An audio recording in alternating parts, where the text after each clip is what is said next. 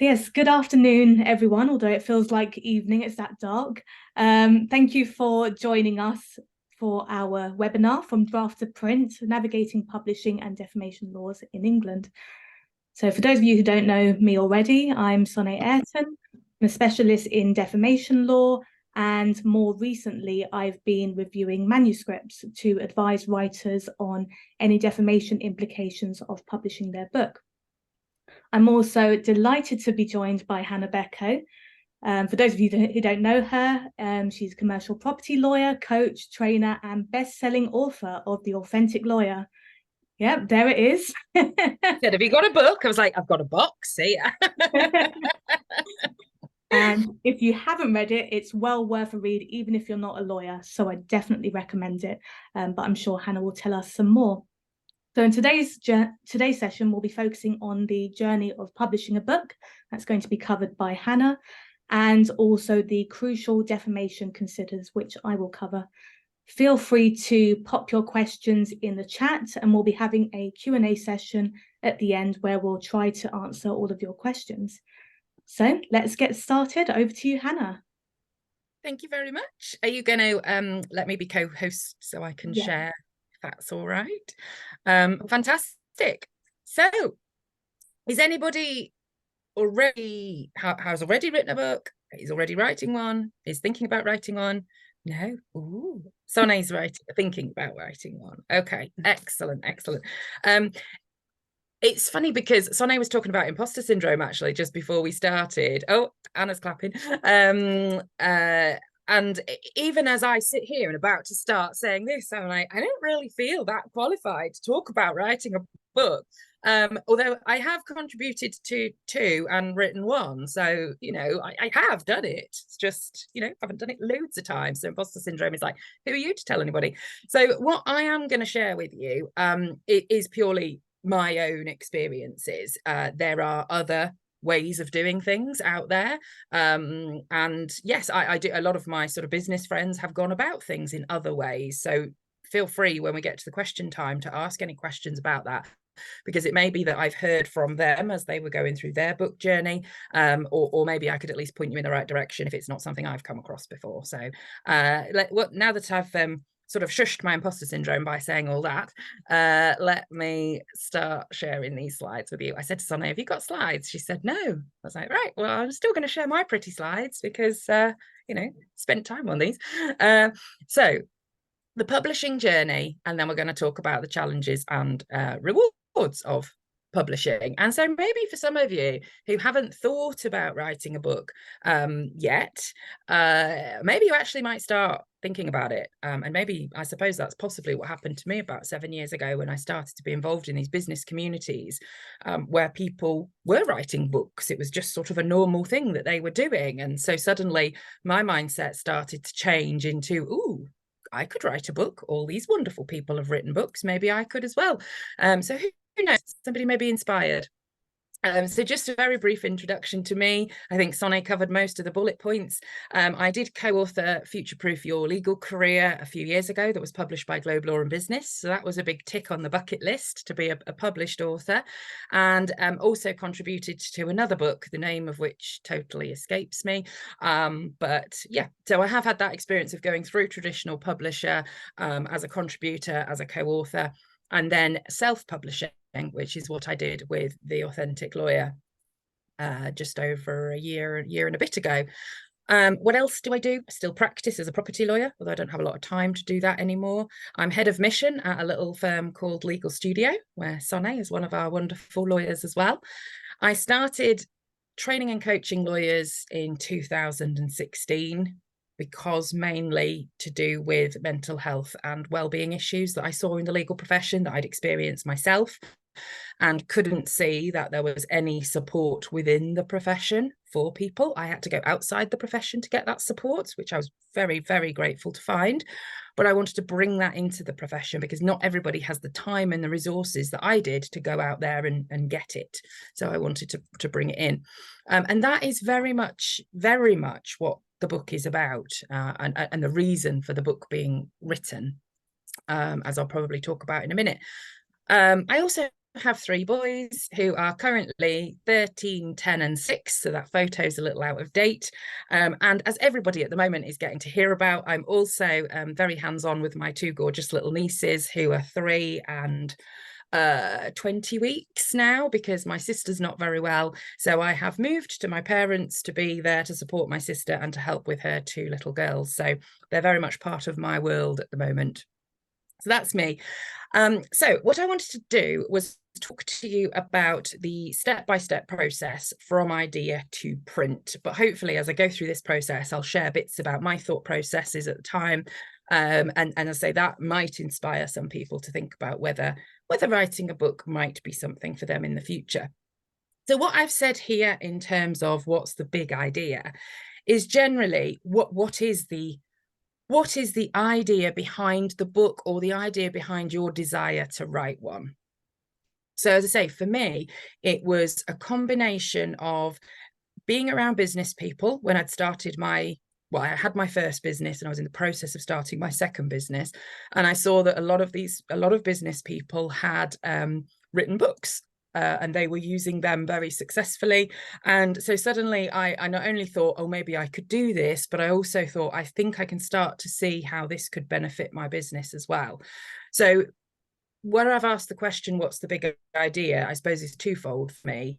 Is what's the big idea in why you want to do it? Because I think it's quite important to get pretty clear on what you want to get out of it. You can get multiple things out of it, as I'll talk about in the reward section.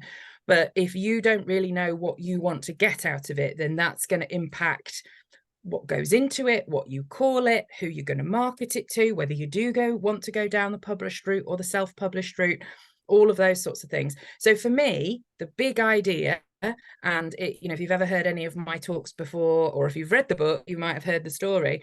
I was driving down the road into my village, late 2015, early 2016, when I was in the middle of my chronic stress, burnout, having panic attacks and things. And I was driving down that road and I thought, I'm going to write a book about this. And that was it. That was the minute when I was like, I'm going to get out of how I feel and I'm going to write a book about this, because I want to be able to help other people who are in this situation. And that was the whole idea behind the book. At that time, I didn't know exactly what was going to go in it. I didn't know what it was going to be called, but that was going to be the purpose of it, the reason for it and the purpose of it. So that was my big idea, if you like. Research, I've said, as step 2, is how would you like it to be written and laid out? Now, hopefully by the time you've had your big idea, you've at least got an idea of what the book is going to be about and maybe who for. Say I knew mine was going to be for lawyers, and it was going to be about how to manage stress, burnout, and enjoy their careers. So that's what I knew. That was the big idea, and I knew who it was going to be for. But when you've got to that stage, what I started to do was look around for books that I liked. So I read a lot of other books, and that was actually research for my book too. Things about how our brain works, things about business and how they're working, and then how I could bring that to lawyers and that sort of thing. So I read a lot for my own interest and things that would ultimately become part of the book. But also what was really important to me, and this was really important to me, and it's called The Authentic Lawyer, and so all of this feeds into that, was that it had to be written in the right way. Now, it's not perfect. I do wish my editor had actually read it through a second time, and there are some things that when there's a second edition will be changed. There is even a paragraph at the end that is repeated.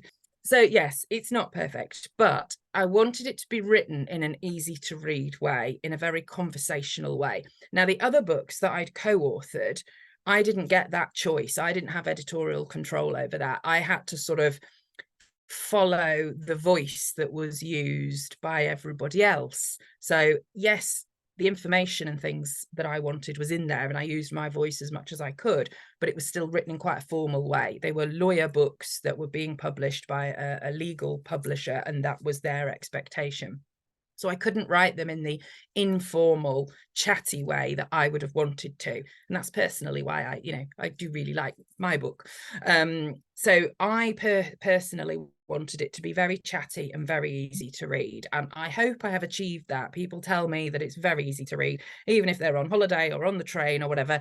You can read it in about 3 hours if you're a fast reader. It's very easy to read. And what's really sweet is a lot of people say they can hear my voice when they're reading it, which is lovely. And the audio version will come out at some point as well. So as I say, in terms of how I wanted it to be written and also how I wanted it to be laid out. Now, my mum played a big role in this because my mum started looking for books as well. And she would say, look, Hannah, this book as you know, it's been really nicely spaced out. You know, there's nice space in the margins if people want to write anything. It's easy to look at the page and read. Because again, with a lot of legal books, there's a lot of words crammed onto the page and it's tiring even to look at it and to start trying to read that.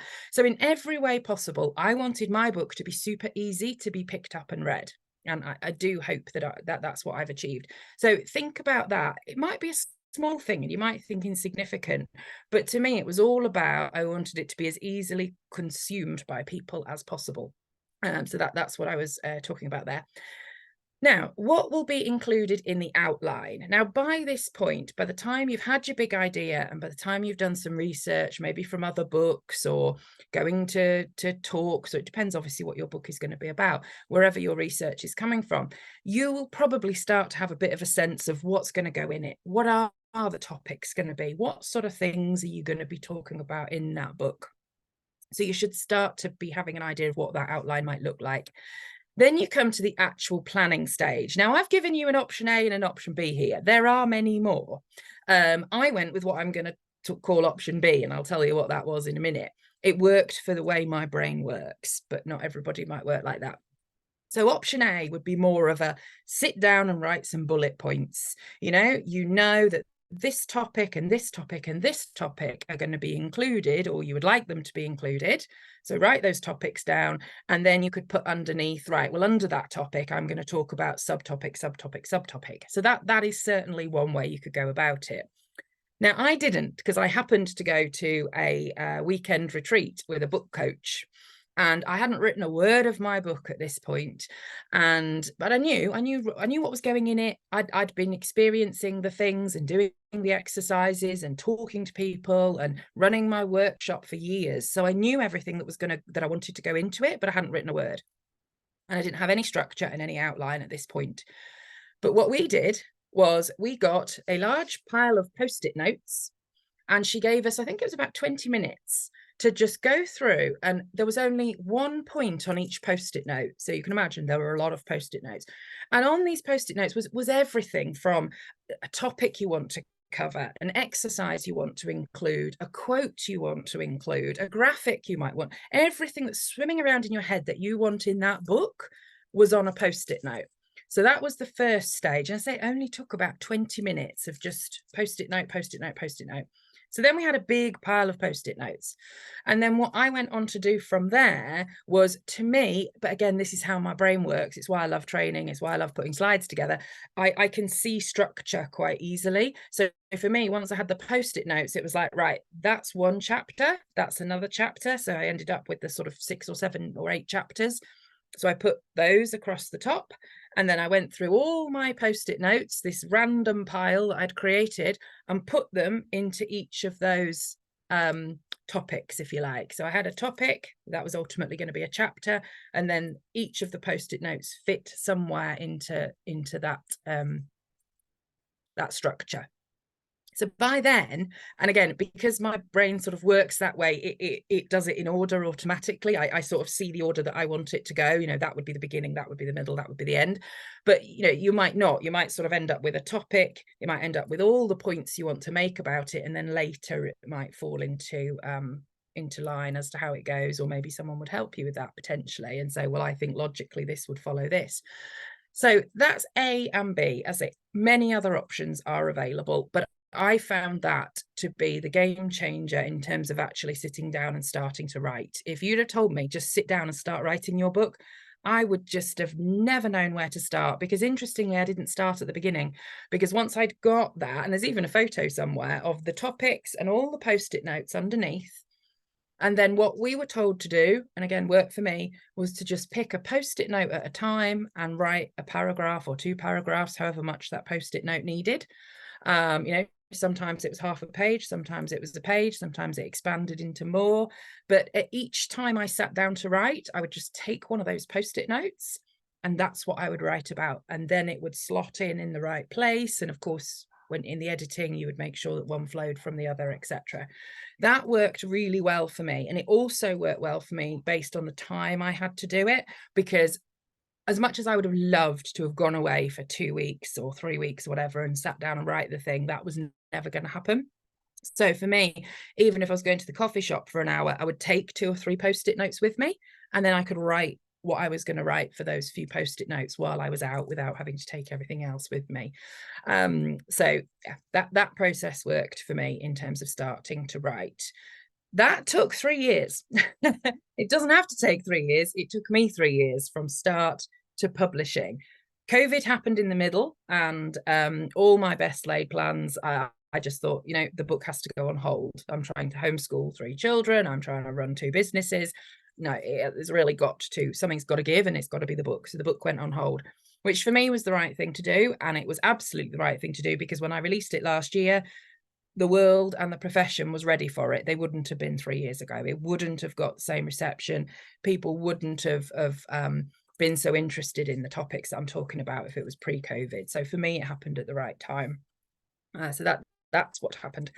So once I'd got all that structure together and I knew these were the chapters, here was the writing that was going in the chapters, I personally dictated it because I like dictating. So I dictated it all into like a Word type program. So it was all out on the screen. It's up to you. I hand wrote the first versions and then dictated it. Other people might go straight to typing it or dictate. I always say to people, if you want it to sound conversational and you want it to sound natural, then literally hit record. Your Word does it now, and you can hit dictate and you could literally speak it into Word. I did that with later contributions to books that I did. So that works as well. Then you've got it down and you're going to revise it. You're going to look at what goes in which sections don't have enough in and you want some more, or you want to go and do some research. What I did that worked for me is when I came to a section that needed specific quotes or specific stats or some research, I didn't go off and do that because I knew I'd end up down a rabbit hole. I just put, you know, brackets research here and carried on with what I was writing, and then I'd do the research another time. So rather than send myself off down that rabbit hole, I wanted to finish what I was doing and then go back and do the research and add that in. So that would be a tip that worked for me. So you're at the revise and edit.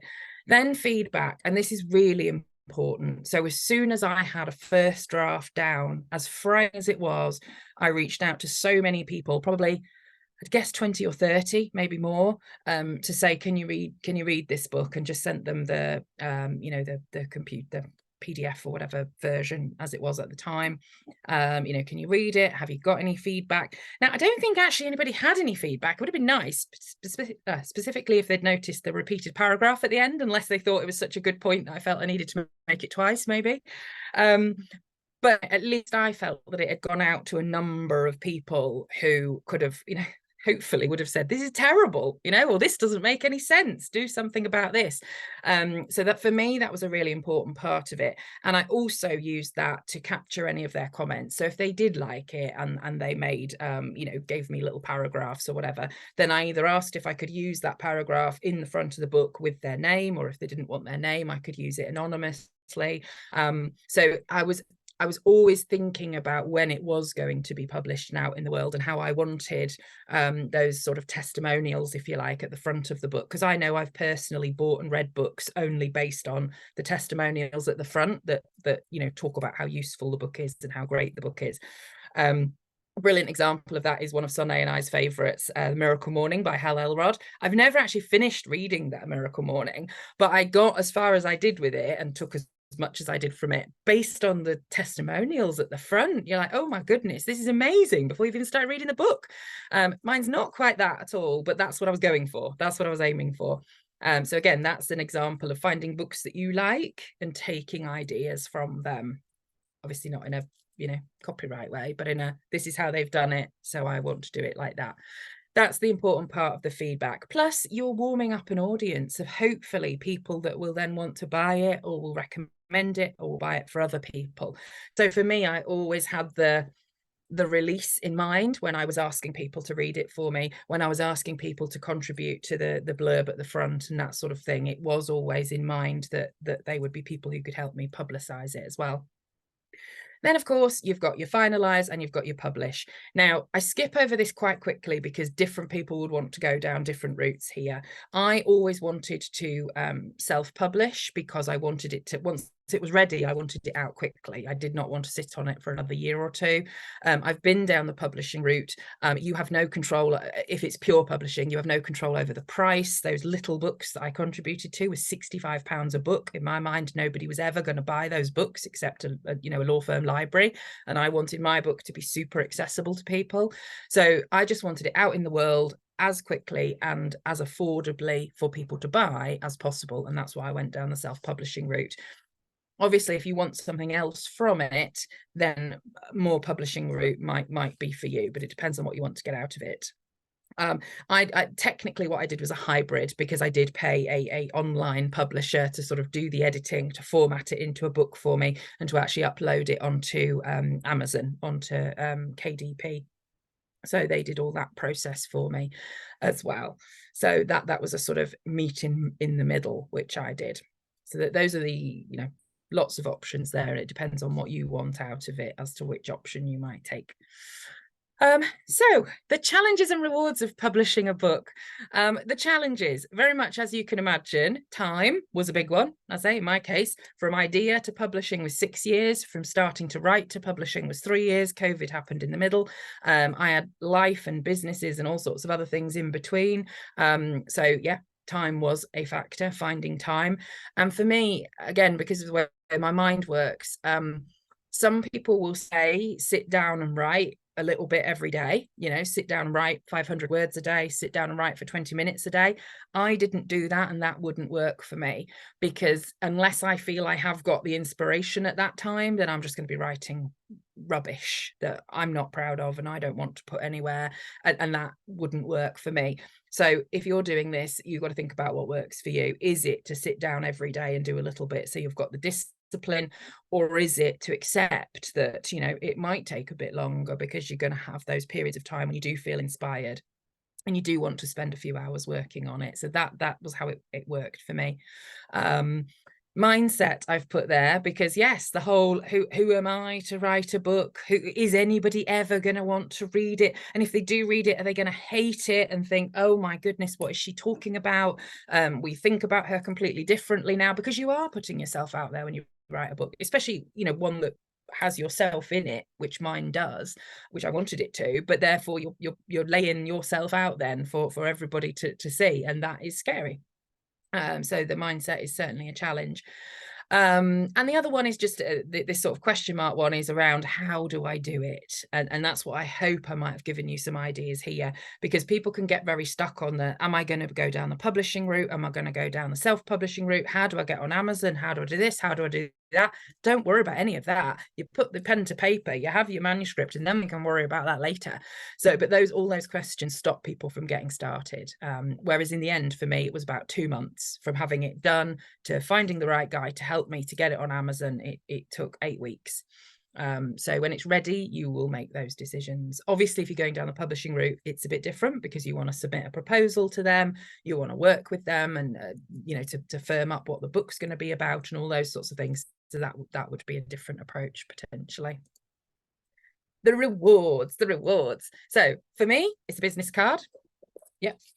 Author copies printed from Amazon are £2.75. So I always have a big box of them around. I take them wherever I go, because I usually end up meeting a lawyer or somebody who knows a lawyer or somebody who cares about mental health and well-being, who I can give them a copy of the book.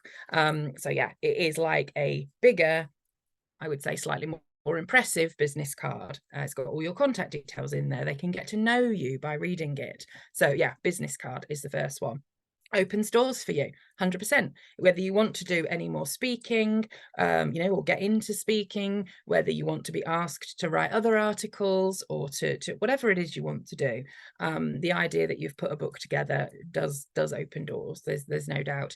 It makes you happy if that's what you wanted to do. It was on my bucket list, so I'm very pleased that I've done it. which is great. And then the final one I've got there is for me in my business, because if you're using it as a business book, you've got to think about how it is going to benefit your business. And for me, one of the things that's sort of surprised me is that I can start working with a new coaching client or a new HR person who's brought me in to deliver training. And they know something about me before we even start working together if they've read the book. So I met one coaching client and we'd not really spoken before, and we got on the session and she said, well, I already know all about you because I've read your book. So for me in my line of work, it covers so much of what's important to me, what I train on, what I talk about, that it's sort of a 3 or 4 steps forward than anybody would be if they start working with me. So for me, it works for that as well. It's a really good introduction to me that helps people to work with me. So that is another reason. And finally, you can have launch parties. That's also good. So I had one in Manchester, one in London, one in Birmingham. I'd still love to do some more. I don't know how many years you can technically have launch parties for. But yeah, it was a lovely way to celebrate with people. The Manchester one in particular was just lovely because there were so many people I'd never met before, but actually all of them we've gone on to talk or to do something together in some way, which has been really nice. So yeah, launch parties also really nice to do as well. There we go. I'm going to stop there. Thank you, Hannah. That was really insightful. I'm sure everyone will agree they've picked up something from that.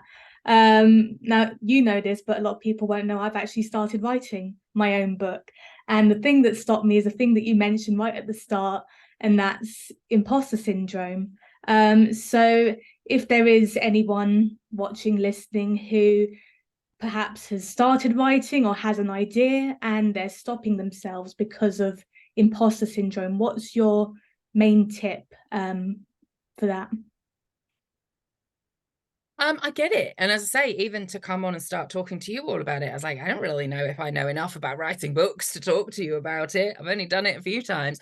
So it's totally natural. I think if it's really important to you, I say the same about speaking, about public speaking and standing up and talking in front of anyone, is if what you're going to do matters to you, if the message matters, if what you're trying to achieve matters, then you get over the fear. And so I think for me, that's really important. That's why I started with what's the big idea, because if you don't care about it enough, either about the topic or about what the book might do for you or for your life or for your business, if you don't care about it enough, then you're not going to put the effort into it and you're not going to get over the imposter syndrome. So I think that for me is the first part, is getting clear on what it is you want to achieve and how important it is to you. And then the second part, if you really do feel the imposter syndrome, is to do the research, as I know you do, Sonay. You've done your own TED Talk, but you listen to others, you read books, you go to talks, you go to webinars. I didn't just sit, even though I knew what was going to go in the book, and did I have enough? I don't know, but I still carried on looking for extra pieces to add and extra bits to add in. So you can be doing that all the way through, so you feel that you really are. A great phrase I heard from somebody is, to help other people with something, you only need to be 2 or 3 steps ahead of them. So you don't need to be the total expert in that subject. You just need to be a few steps further ahead than the people who are going to read your book. So yeah, just do it is the other thing. I like that. And isn't there a saying that the best book is the one that you haven't written, is it? I think it's a saying that you say a lot. Yeah, well, no, I heard it and I love it. Something like the book that will most change your life is the book you write.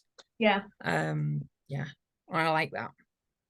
Yeah, definitely. So I'm going to restart my journey of writing my book after that. So yeah, like I mentioned, imposter syndrome is something that stopped me. Another consideration and why I've had to be careful is the defamatory impact as well. So obviously that's what I'm going to go on and talk about now. So I'll start off with just a brief overview of the legal definition, just as a starting point. I don't want to bore you all with too much law, so we'll then go on to what that practically means for writers and publishers. So in English law, defamation is the publication of a false statement presented as fact, which causes serious harm to the reputation of another person or company. Now, there's 2 different forms. There's libel and there's slander. So libel is the written form, and that's what you'll be most concerned about if you're writing a book or publishing a book. And then slander is the spoken word. Now, what makes defamation quite difficult is the fact that there's no single definition as to what amounts to a defamatory statement. So the standard often used is whether the statement tends to lower the claimant in the estimation of right-thinking members of society generally. And you also have to prove that the statement was published by the defendant. So obviously publishing a book counts as publishing, but also it can refer to social media as well. So I'm sure a lot of you will have seen some of the famous cases recently, one of the most famous ones being Wagatha Christie. And what was that based on? That was based on social media. So that famous phrase that we've all heard way too much, it's Rebecca Vardy's account, that was done on Instagram. So an important consideration, not just for writing or publishing a book, but also around the marketing of that book. Even if your book isn't defamatory or there's a defense available, you may still be caught when you're publishing or you're marketing that book on social media if you say something that is defamatory. So it's something to definitely consider. Another important consideration for authors and publishers, and this is probably the main, if not only, reason that writers have come to me to review their manuscripts, and that's whether people can be identified by the book. So in order to have a successful claim in defamation, the claimant needs to be identifiable in that piece of work. So the obvious example is naming people. Now, I don't know if any of you have seen this story in the media, or if you follow me on LinkedIn, you might have heard about this, but the recent news story about the royal family and the book by Omid Scobie. So Omid Scobie has written a book, and it was the Dutch version that named King Charles and the Princess of Wales as taking part in conversations about the skin colour of Harry and Meghan's son. Now, Scobie actually told Good Morning America that the book he wrote, and that's the English version, not the Dutch version, deliberately didn't contain their names because he was aware of English libel laws. So that shows how important it is not to name people in your book if it's potentially defamatory. But something happened along the way, and the Dutch version obviously included the names. So he's now investigating why that happened. So that's obviously a pretty obvious way of naming people, identifying people in your book. But even if you change the names, if a real person can be identified from the details and the work may be considered defamatory, then again, there might be grounds for defamation. And probably the best example, certainly that I've seen of this is, I don't know if we have any How I Met Your Mother fans here. I know it's quite an old show, but it's one of my favorites, so I watch it every year, all of the episodes. And there's a storyline in there that the main character, Ted Mosby, ends up inadvertently watching a film at the cinema that happened to be based on him. It was written by his ex-fiance's partner, someone called Tony Graffanello, and it tells the story of how Stella, his ex-fiance, left Ted at the altar for Tony, except the film flipped the roles around and made Ted look like the bad guy. Now, the character wasn't called Ted Mosby, but was called Jed Mosley. So again, a very similar name, but that wasn't the only identifying detail. There was red cowboy boots, which Ted owned, and also the fact of him being left at the altar. And the names of Stella and Tony were kept in there as well. So when Ted watched this film, he knew it was about him, and he was very embarrassed. So that just shows how even changing the names can still mean that people are identifiable, and you may end up being in problems when it comes to defamation. Now, when I recently watched this episode again, a couple of evenings back, my husband actually turned to me and said, hang on, isn't this defamatory then? And I said, well, I don't know anything about US law, but potentially he was identifiable in that film, so he may well have had a claim for defamation. So there's a few bits of what you need to consider when certainly writing your book as to whether your work would be defamatory. But just because your work may be potentially defamatory based on the definition that I mentioned earlier and people being identifiable, does that mean you can't publish your book? And the answer to that is, well, not necessarily. There are defenses available, and these are really important for writers, for publishers. And the most straightforward defense is that of truth. So if you can prove what you've written is true, then that's a complete defense. And that's the most easiest way to be able to defend any claim against you for defamation.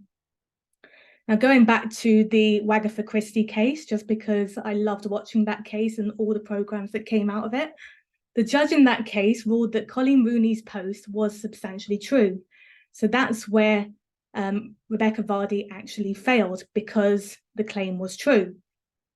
Another important defense is the defense of honest opinion, and that was the defense used in the recent case by Sir James Dyson, the inventor of the Dyson vacuum cleaners. So the article in question there described him as the vacuum cleaner tycoon who championed vote leave due to the economic opportunities it would bring to British industry before moving his global head office to Singapore. And then the columnist, Brian Reed, then continued, kids, talk the talk, but then screw your country, and if anyone complains, tell them to suck it up. And it was that sentence that helped the Mirror Group newspapers in the defense of honest opinion. The columnist didn't call Dyson dishonest at all. He was just saying that his actions by moving the global head office to Singapore, despite saying that Brexit would help British industry, was hypocritical. So you can probably see that an honest opinion is quite a complicated defense, because not only does what you say need to be based on fact, it needs to be clearly opinion. It can be a very difficult line to tread, but obviously one that Mirror Group newspapers were quite successful in doing. Another defense is public interest, and that's something that's more important for journalists. So that's one that they can sometimes rely on as well. So I've gone into a lot of the law there, but I want to spend a bit of time talking about prevention as well, because personally, preventing litigation is far better than ending up all the way at trial. So some of the cases I've mentioned there, the Dyson case, Wagatha Christie, they've led to millions of pounds in legal fees. So no one wants to do that. So if you can prevent it getting to that stage, then it's worth your while doing that. So how do you prevent your book or a book you've published leading you to court? I always advise getting a legal review of your manuscript. So that's something that I've done for quite a few clients, particularly if it's a work of non-fiction and includes real life scenarios. At the very least, for a lot cheaper fee than ending up in court, you can get the peace of mind that there's nothing to worry about, or you can make amendments to your manuscript beforehand as well. Another thing you can do is disclaimers and acknowledgements. They can be valuable tools. So for instance, a disclaimer stating that your work is fictional can provide some level of protection. Now, I don't know if there are any The Crown fans in here. You can see I love TV a lot. I keep talking about it. But I'm a huge fan of The Crown. Can't wait for the next batch of episodes. Now, you may or may not remember that last year, Netflix came under fire because of the accuracy of what's been happening in the show. And Netflix have always said, it's a fictional show, but now this might be a testament to the actual writing of the show. It does leave you wondering, hang on, did that actually happen? So for series 5 last year, although I haven't seen it in this year's series, they included a disclaimer. And the disclaimer said, inspired by real events, this fictional dramatization tells the story of Queen Elizabeth II and the political and personal events that shaped her reign. So that might be an option for you in your book as well. Now, even if you've done all of that, you might still get an allegation of defamation if someone thinks that your book is about them. So having that early advice can allow you to essentially counter that, because you've got the advice saying where your book is not defamatory, or you've got a defense available to you. Just because someone's accusation doesn't have merit doesn't mean they won't make it. So I've actually seen quite a lot of people, especially as defamation is becoming a lot more popular in the media, a lot of people will just say, well, this is defamatory, I'm going to take you to court.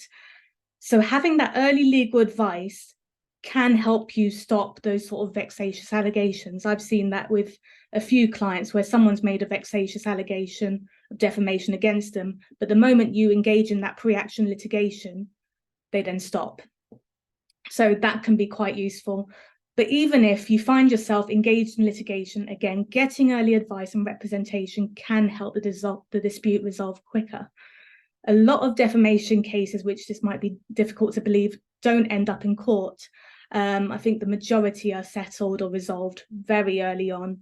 So it's only those really high profile ones that we've seen in the media where people just decide to go all the way to trial. That doesn't happen most of the time. So I hope that wasn't too legal theory heavy and you've got some practical tips to take away with you. What I'll do now is stop the recording or pause the recording just so that people feel comfortable to ask the questions that they want answered. We'll have a quick Q&A and then we will conclude the session. So thank you for listening. Okay, so a lot of interesting questions there, and we'll obviously do a write-up afterwards as well with the various questions that were asked.